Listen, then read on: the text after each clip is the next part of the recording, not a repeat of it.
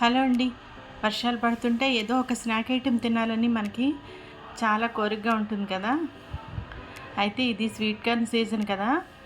అందువల్ల నేను sweet corn వడలు చేశాను. మనం అన్నీ రెడీ చేసుకుంటే జస్ట్ 10 మినిట్స్‌లోని ప్రిపేర్ అయిపోతాయండి.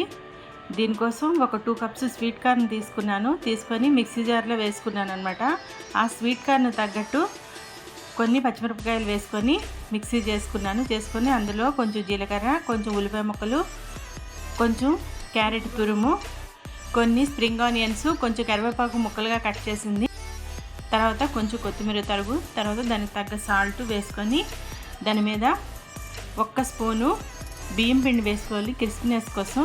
తర్వాత 2 స్పూన్స్ శనగపిండిని వేసుకొని బాగా కలుపుకొని ఇలా వడల్లాగా డీప్ ఫ్రై చేసుకోవడమేనండి. దీన్ని తినడానికి పక్కన ఏ సాసులు కూడా అవసరం లేదు. అంత టేస్టీగా ఉంది. మీరు కూడా ట్రై చేయండి.